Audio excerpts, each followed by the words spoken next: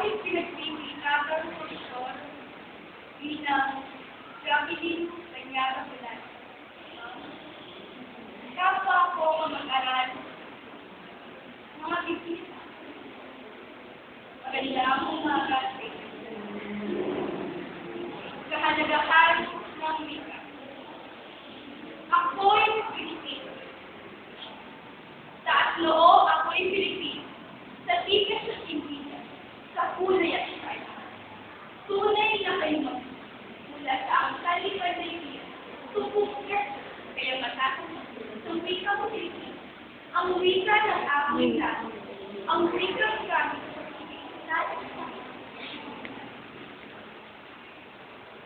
mga pag-aaral mo na nag-aaral, ito ang lahat, upang may bahay, may parating ng ating at may pabong ng ating o kaya naman may sapili ang pag-inom ng pag-inom. Ang wika ko ay Pilipino. Ito ay payak at piniligtas ay subayban. Madali ko nawa at lalo madali pag-aaral. Maaaring mapayagas na magbibili ng pagkain. Subalit dito, ito ay madali. Ang yumaong Paulo Quezco naging magiging na kapisanan at natatinong pinakamataas na posisyon bilang Pangulo ang nagsasabi at nagipaglaw upang Pilipinas gawin ang wikang Pilipino bilang wikang Pilipinas. Higit mula ay isubong dalitan. Subalit ang wikang Pilipino ay may pagkakawan sa mga kinilala sinasang sa dalitan. Madaling paibayin, madaling kumain, at magandang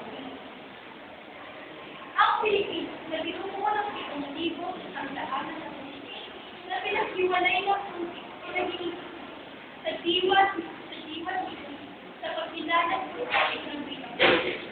Nagtagumpay ng mga mananakot, sila, delikado, na tayo sa puso. Subalit ang ating diwan walay ng ipagsalita, matapang at makialam na ito. Kaya ang inalito ay ibinagay ang Pilipinas Pilipino sa isip ng Malayan. Ang wika ay tunay ng mga nagato. Daan sa pagbuo upang gumawa ng layo ng ipaglaban at gumawa ng magkawa. Kalit sa bisig mararasala upang makalit ang magkawa. Diba, wika ang ginagamit upang sa masarap na dayunin ng Panginoon magiging kakuparan ang kaisipan ay nagpupukot sa ikakayag ng magitan ng iba. Puro at mag-aaral, pagpupukat sa pagkakaulan. Magkakalan na parihan mga nagsisagal ng kasal, nagkakaunawaan at nagkakalan sa paggamit ng isang paraan ng kaya. Pagpapalitan ng puro-puro, at kayo na pagbilan at pagbuulit na nakabuti para. Ito ang halagaan.